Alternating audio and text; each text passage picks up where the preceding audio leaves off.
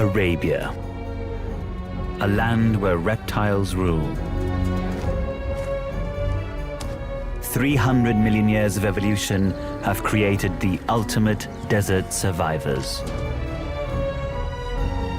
They're masters of saving energy, but can strike in an instant. They can make a small meal last a long time.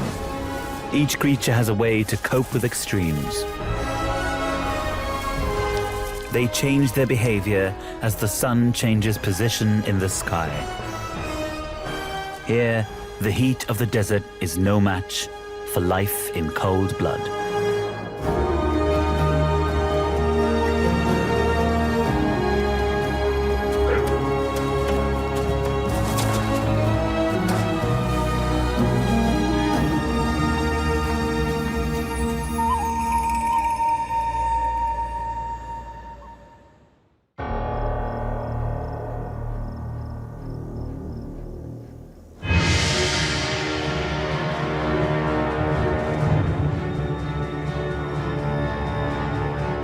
It sometimes feels like mammals rule the world. There are well over 5,000 species, colonizing every corner of the globe. But in Arabia, it's a different story.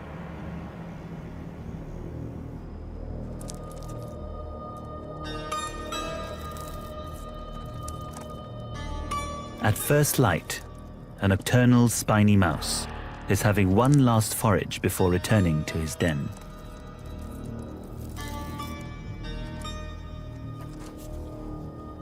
But it lives in a land where reptiles rule.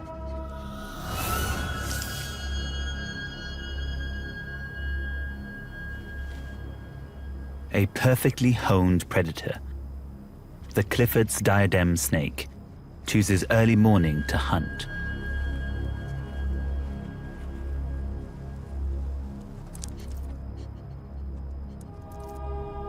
The 2-meter diadem has large eyes and chemical detection to track the mouse down, even in the dim morning light.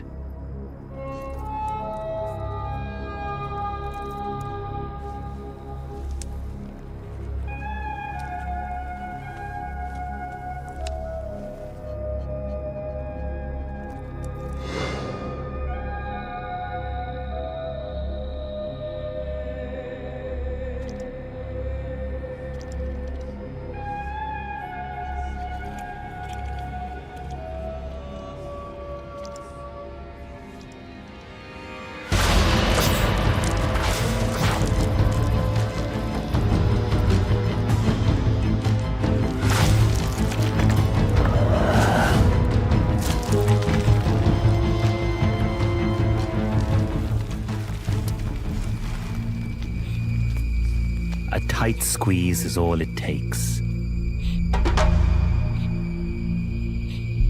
Each time the mouse exhales, the embrace tightens.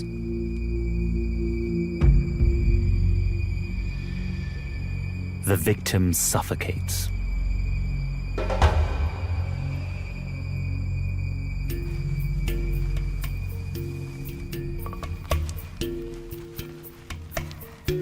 The bones of the diadem's skull are loosely attached with rubbery ligaments, so they can expand and move independently to walk the prey through the jaws. Reptiles are ectotherms and save energy by not heating their bodies internally, like a mammal does. It's one of the secrets of their enduring success.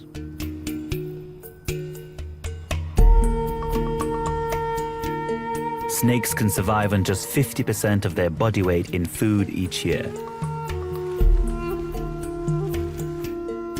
The mouse meal could keep the diadem going for months.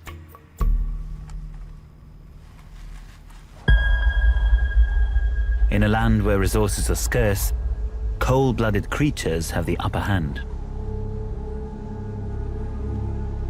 Little wonder they thrive in the deserts of the Arabian Peninsula. The peninsula covers 3.1 million square kilometers. Its interior is mostly desert, bordered by mountains on the east and west, and surrounded by warm tropical seas.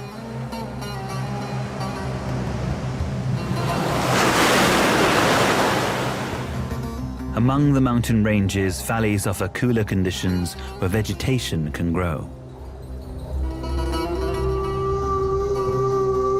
The habitats are diverse, but reptiles have evolved to exploit them all.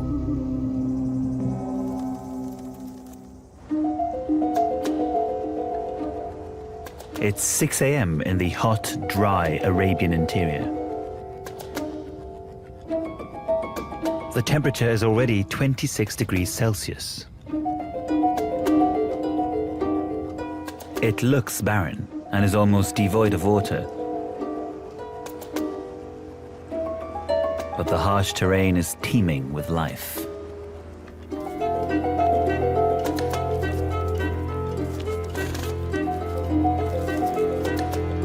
"172 species of reptile live in Arabia. More than half are found here and nowhere else in the world. One of the biggest families, with 17 species, is the agamids.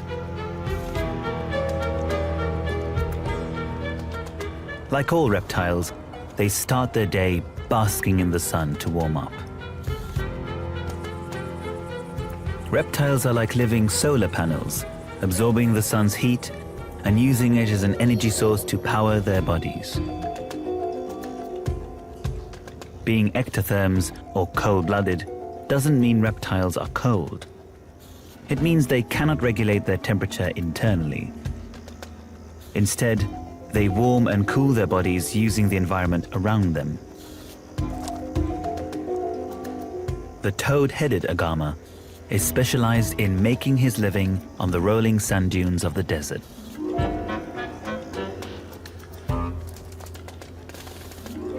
Every morning he basks in the sun. It's vital if he wants enough energy to hunt. But there's no cover on the dunes. He's exposed. And even his perfect camouflage can't protect him from eyes in the skies.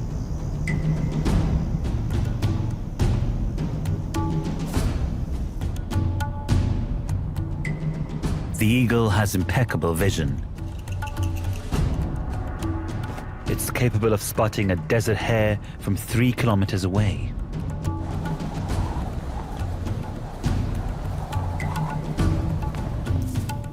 Luckily, the agama has a disappearing act. Fast vibrations, the so-called shimmy burial, throws up enough grains of sand to cover his body. For the little lizard, it's dangerous to be out in the open.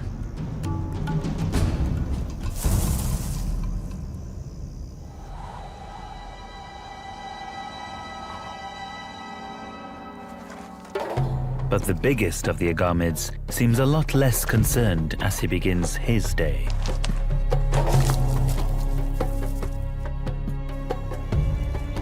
At 70 centimeters long, the dub is the armored tank of the agamid world.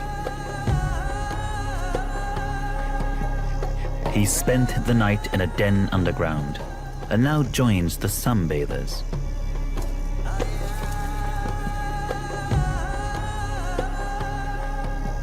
His body is armored with tightly packed scales made of keratin, like fingernails. Some are even further reinforced by bony structures called osteoderms. Reptiles were the first animals to develop scaly skin. This breakthrough gave them an evolutionary edge. It made them waterproof, meaning they could be the first large creatures to live on land. Keeping water out is as important as keeping water in. Even Arabia's sun doesn't dry them out. The dub has a variety of scale shapes and sizes, including spiny bands on its tail that provide even more protection something it might need.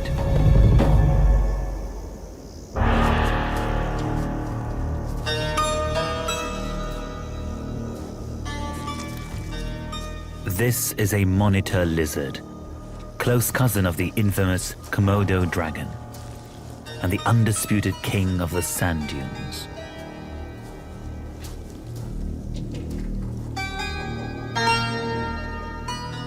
At up to 1.3 meters long, it's the largest and most aggressive lizard in Arabia.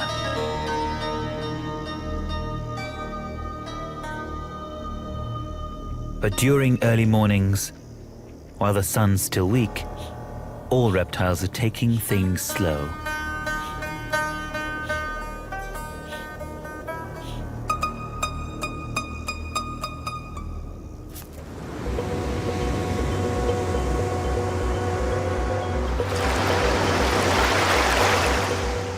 Reptiles have colonized all the habitats of Arabia, even the sea itself. But as the sun rises over the waves, things seem to have gone awry for a pair of marine inhabitants. 2 Arabian Gulf sea snakes are stuck in the rock pools.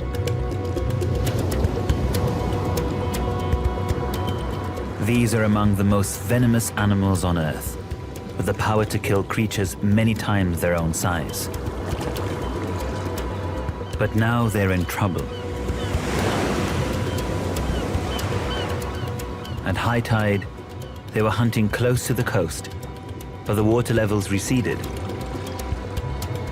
Now they're trapped, stranded in rock pools until the next high tide.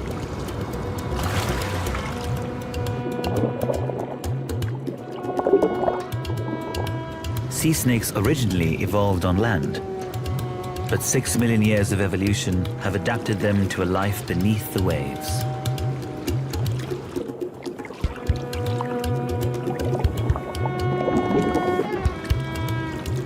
Like all reptiles, they must breathe air, but can hold their breath for several hours, thanks to massively elongated lungs that stretch almost the entire length of their bodies. Their flattened bodies turn their tails into paddles to help them swim.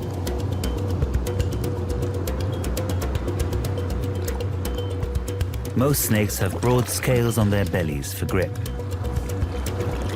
Sea snakes sacrifice these for streamlining and are covered in smaller fish-like scales. They're the reptilian equivalent of whales and dolphins. Terrestrial animals so well adapted to the seas that they can no longer function on land. Without the ability to move quickly across the sand or strike at passing prey, they could starve or find themselves at the mercy of opportunistic predators. They have no choice but to wait for the tide to turn and hope the water gets to them before the gulls do.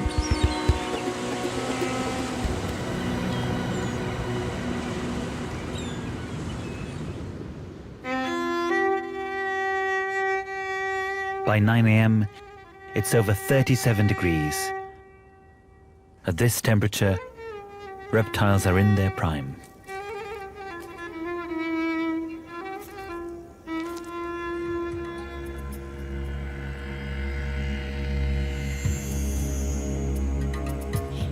The monitor is now turbocharged by the sun. As his body temperature increases, so does the efficiency of his senses. As well as excellent hearing and eyesight, his long forked tongue flicks out to collect minute scent particles in the air. Each prong of the fork works independently. It can tell which side the strongest scent is coming from, giving it directional smell.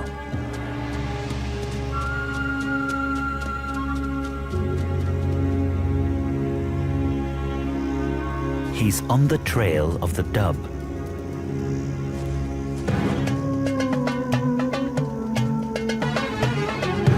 But the dub sees it coming.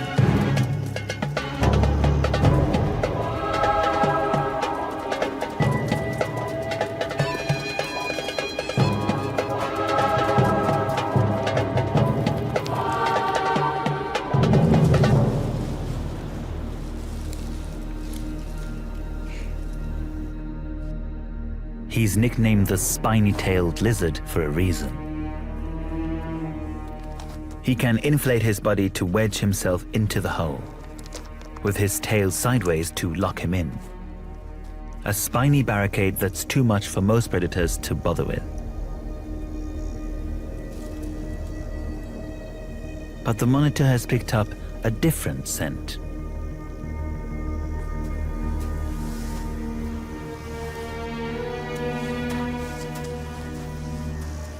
This is a rare find in the desert. An unguarded quail nest.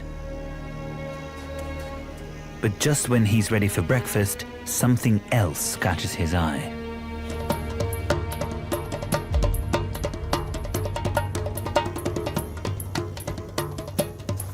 There's only one thing that threatens a monitor lizard,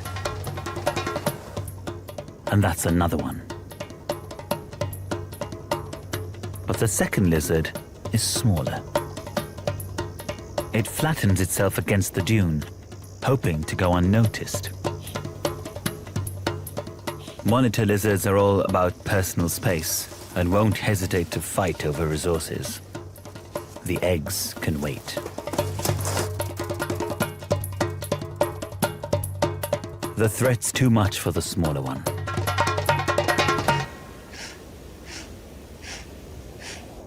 Honor defended, the bigger lizard can go back to breakfast.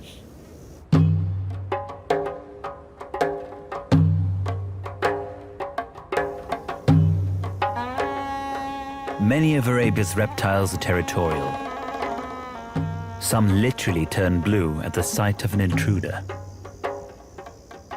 There are no prizes for guessing how the blue-headed agama got its name. The males position themselves on prominent lookouts where they can watch over their territories. They're looking for females. When they spot one, they turn on the charm by doing push-ups until they're blue in the face. The color tones down at other times, but when they breed, they crank it up.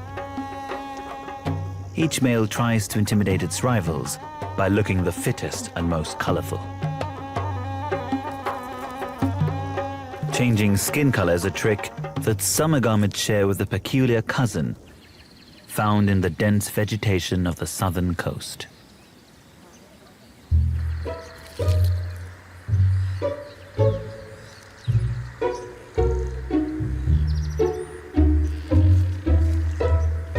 There are about 200 species of chameleons spread throughout the tropics.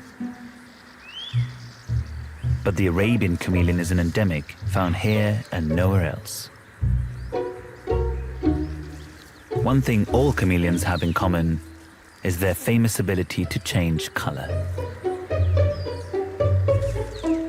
As this Arabian chameleon stalks through the branches, pigmented layers of skin, rich and expandable color cells, move over one another to change the way they reflect light, effectively enabling him to change his color. His varied wardrobe can be used for many purposes. To stand out and communicate with other chameleons, to blend in and go unseen by his insect prey, or to lighten or darken his color to reflect or absorb the sun to help with temperature control. His feet are unlike any other reptiles. He has the typical 5 toes, but they're fused into 2 bunches, making them look a bit like mittens. They're perfect for maintaining a grip on the branches. His arboreal life is further stabilized with a long prehensile tail. A lot of the comical chameleon's character comes from its extraordinary eyes. The tiny pinpricks between its eyelids can be rotated independently, enabling it to scan through 360 degrees. Its brain can interpret the information from each. It's like watching 2 different movies at the same time.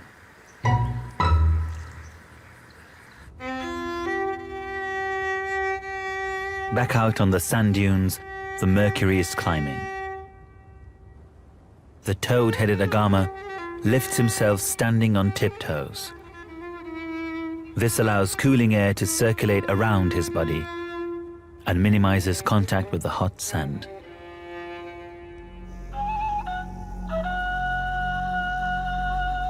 The dub spent the cooler hours of the morning using his chisel-shaped teeth to clip tough desert vegetation.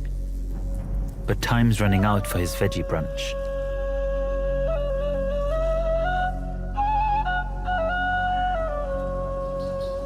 By late morning, the air temperature can soar to a scalding 49 degrees. But the baked sand is hotter, nearly 64 degrees to the touch. Too hot for reptiles. This heat compromises their endurance. Even the desert-dwelling dub retreats to the shade of his burrow for an afternoon siesta. Underground, the humidity can stay as high as 80%, making it a comfortable retreat, even on the hottest of days. Several dubs share the system of tunnels, which can be over 10 meters long. They also tolerate squatters like beetles, geckos, and even birds. Because sand burrows often collapse, they dig on the gravel plains that run under the sand for stronger structural support. The colony of lizards will use the same burrow for many years. This lush green seems a world away from the sandy desert, a rare oasis created by a natural spring and rain. Here, vegetation shades animals from the burning sun. Trees provide shelter, but also cover for some deadly hunters.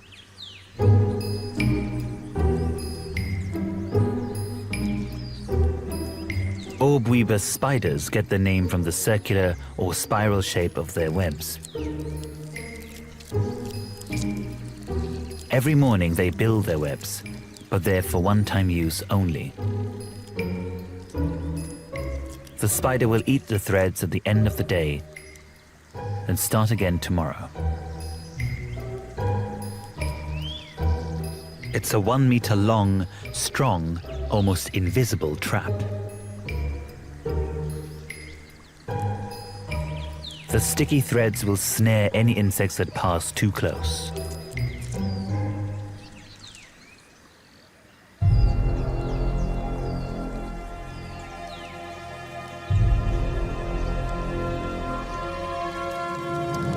To stop the prey from struggling and damaging the web, or the spider, it's injected with paralyzing venom and wrapped in a package of silk. The venom contains enzymes that also slowly break down the fly's body tissue. Eventually, the contents will be a nutritious soup that the spider can drink.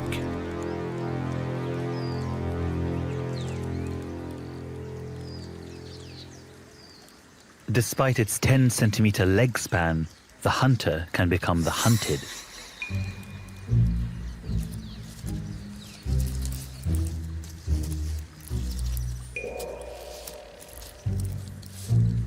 The quirky chameleon is a surprisingly skillful hunter.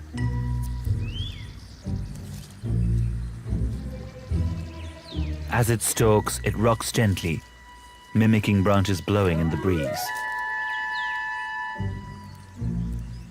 making itself invisible to its prey.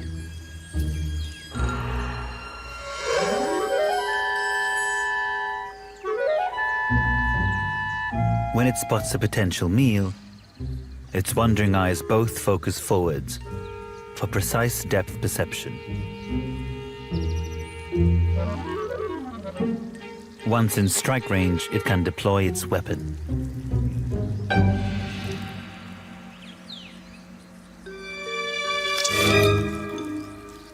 The tongue is twice as long as its body and tipped with a ball of muscle that can turn itself into a big suction cup.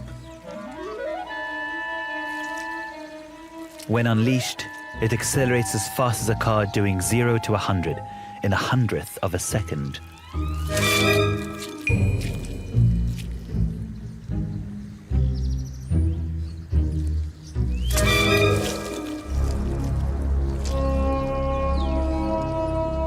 Unlike the reptiles in the desert, the Arabian chameleon can stay active throughout the day. The vegetation here acts as a moisture trap between the mountains and the sea, creating a microclimate that stays at a fairly constant 32 degrees year-round. On the other side of the mountains, it's dry and very hot.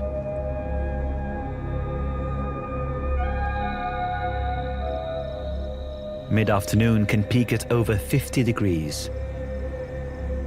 Animals must retreat, leaving the desert seemingly empty. The boulders provide some shady cover for a varied community of different geckos. There are 28 species in Arabia, making them the most numerous reptile family. Most geckos have tiny hair-like structures on their toes that act like Velcro, helping them climb steep surfaces. The sticky pads are especially pronounced in the fan-footed gecko.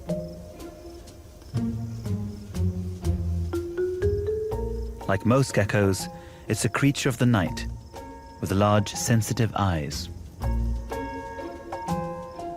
Because they're so sensitive to light, their pupils must contract a few hundredths of their original size during the day to avoid damage from sunlight. But not semaphore geckos. They're day active and don't need to see in the dark. Their pupils are large and round by day.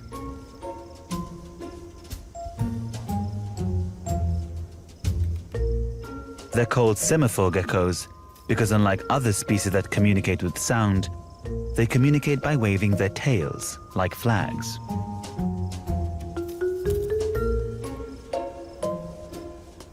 This species, the Carter's semaphore gecko, goes a step further. The male has an enlarged tail to send clearer signals. The bigger and spinier it is, the more attractive he is to females.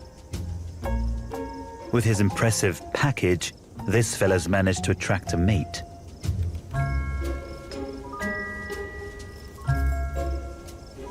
She's had a growth spurt and has just finished shedding her skin. Rigid scales can't expand, so as a reptile grows, it must shed its skin and grow a new one, with a little room to spare.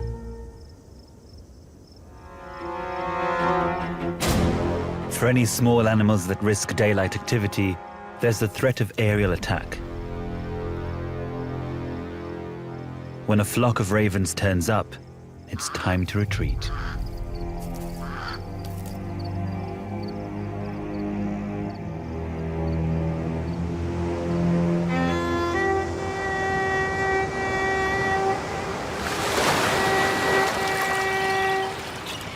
The day is almost over on the coast.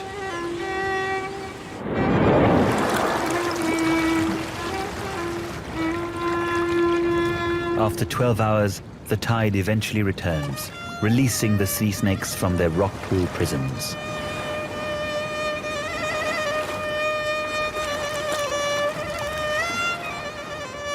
They can finally return to the sea.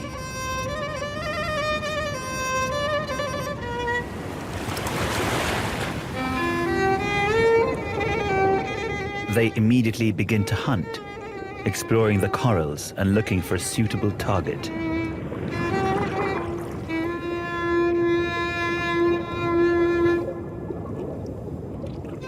Like its cousins on land, the sea snake has a forked tongue, but only needs to extend the tips to taste traces of prey in the water. Its bold stripes announce its toxic venom to other marine predators. like hungry sharks, leaving it to hunt undisturbed. It moves with fluidity and grace, now that it's finally back where it belongs.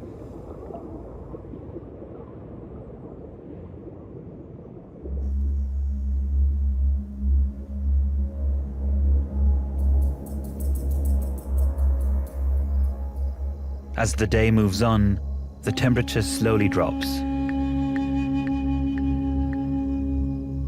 For many animals, this is the time to get more active. But not for all of them.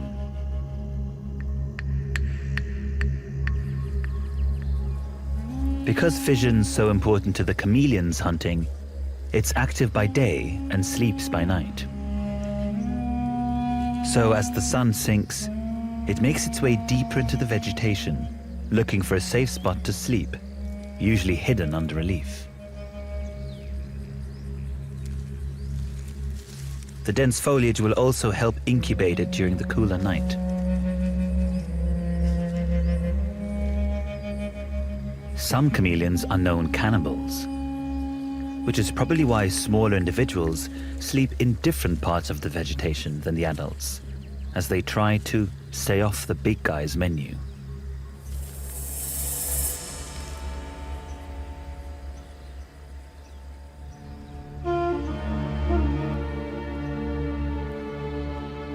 Once the sun sets, the temperature on the sandy desert drops quickly.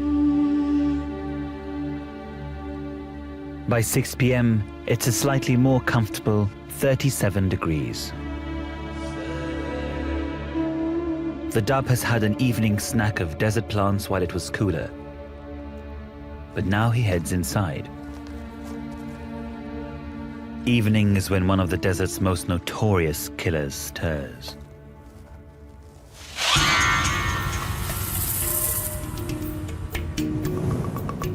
A horned viper, armed with potent venom, is ready to hunt. It seeks out a good hideaway, where it can lie in wait to ambush passing prey.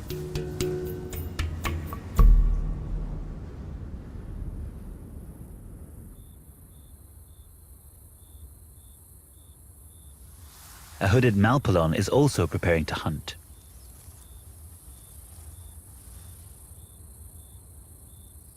Before it begins its night of prowling, it performs a peculiar ritual, a trait shared with very few other species. Known as self-rubbing, it spreads a fatty secretion from its nasal glands along its body. The purpose of this lipid-rich liquid is to seal in moisture so that it's not lost to the warm air. It's a more active predator than the viper and seeks out its victims rather than lying in wait.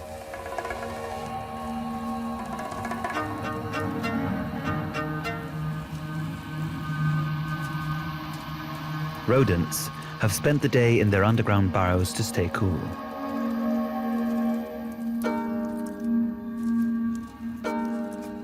But now it's their time to forage for seeds, grasses, or even insects.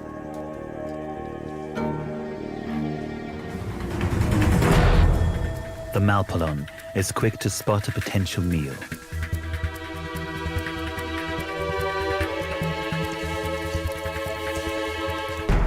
Even well-armed predators can be cautious. They need to pick their victims carefully. From ground level, this gerbil looks pretty big. Like all rodents, it has self-sharpening, chisel-shaped teeth and sharp claws. The snake is only likely to strike if the rodent turns to run, giving the snake a clear shot at its unprotected back.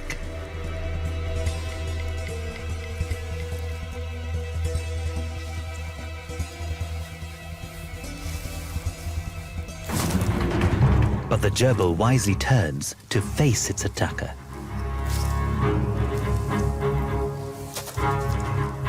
It chooses fight over flight.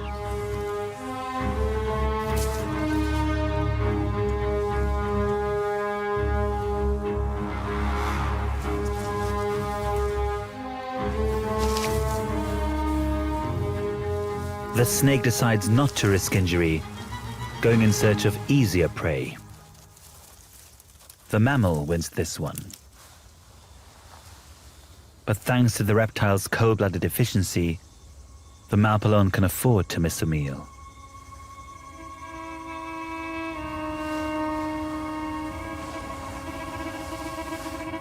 Creatures tucked up safely in their burrows don't escape the dangers of the night.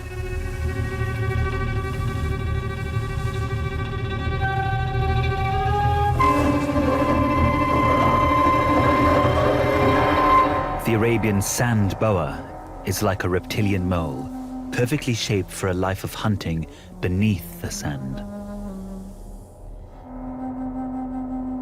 Its smooth scales lie flat, and its wedge-shaped head allows it to plow through the dunes.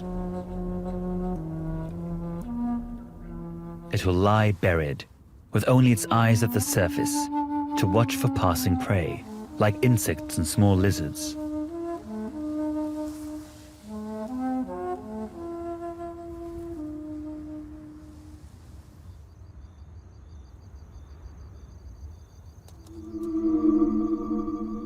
The Persian wonder gecko is an endemic species in Arabia.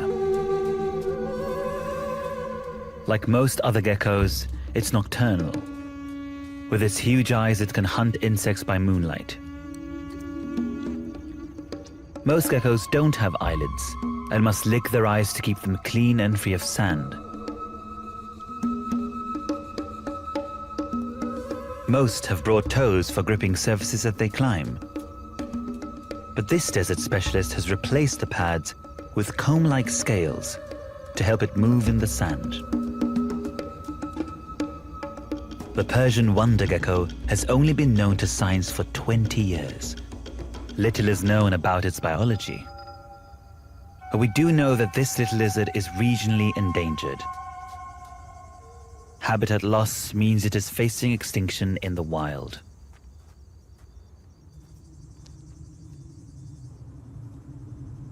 The temperature reaches its coolest point in the early hours of the morning, where just the faintest moonlight creates an eerie glow. Both air and surface temperatures have stabilized at a comfortable 25 degrees.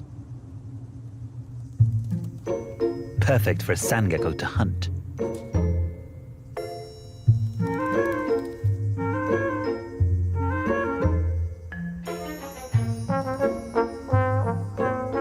He's on the prowl for insects.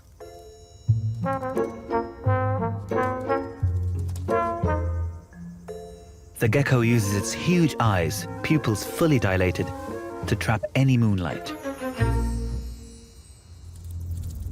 He's not the only hunter on the prowl. The horned viper is also looking for a meal. He hunts by touch. He lacks external ears and can't hear, but the inner ear can detect even the faintest vibrations of prey moving nearby. It knows something is there, but it can't seem to pinpoint it. The gecko has the advantage. It can open its pupils to more than 300 times their smaller size to capture even the weakest light.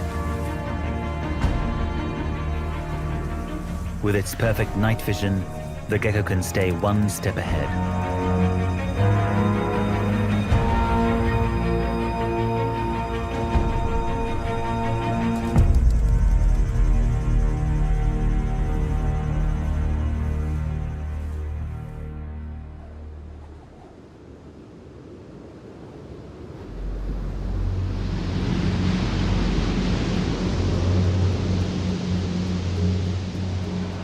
The secret lives of reptiles often play out under the cover of darkness. In the early hours of the morning, Arabia's biggest reptile is on a mission. A loggerhead turtle, the largest of 4 endangered species of sea turtles that breed on Arabia's coast. Like all reptiles, sea turtles evolved on land. It was during the reign of the dinosaurs that they expanded their range, conquering the sea itself. Now, sea turtles are totally designed for life underwater.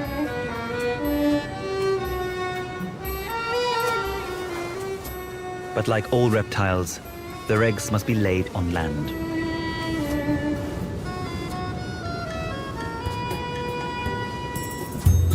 Females travel vast distances to their breeding beaches, to the exact same spots where they themselves hatched, to dig a hole and deposit their eggs.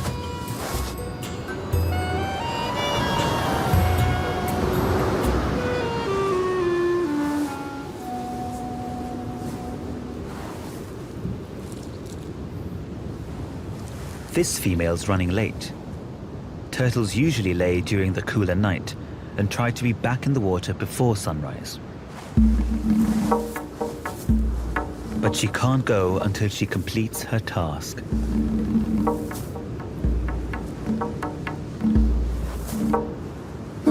She's very precise in the construction of her nest. The depth will determine the temperature of the eggs. She's aiming for 28 to 32 degrees. If she gets it right, the warmer top half of the nest will produce female hatchlings, and the cooler lower half will produce males. If she gets it wrong, the whole clutch will be one sex.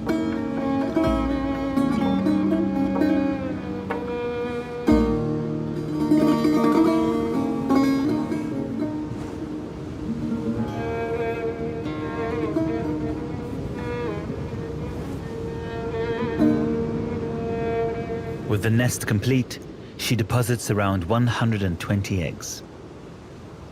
A rubbery tube, called a novipositor, extends from her tail to ensure she puts all her eggs in one basket.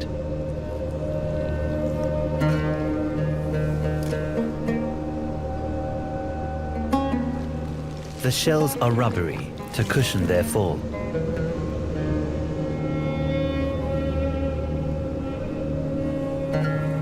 Like most reptiles, she won't play any role in caring for her young.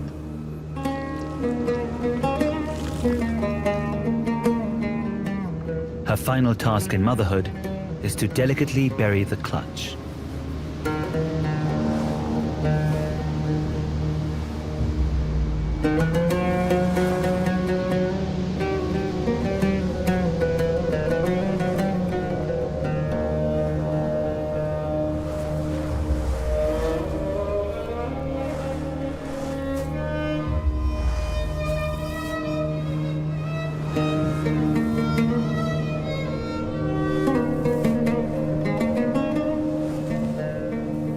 The eggs will hatch in 40 days or so,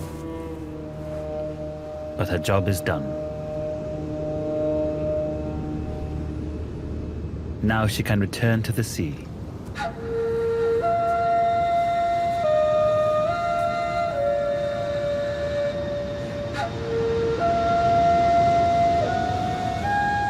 She won't set foot on land for 3 or 4 years, when she returns to lay again.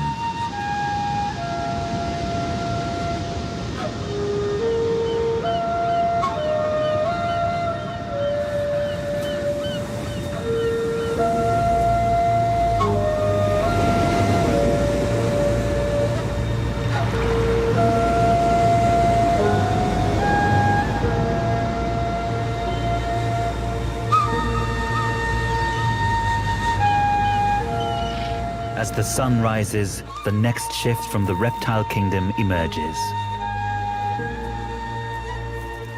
Ready to exploit Arabia's gift, the sun and its life-giving energy. As their ancestors have for millennia, they recharge their batteries, ready to face the challenges of a new day. Here, Cold-blooded creatures have the upper hand.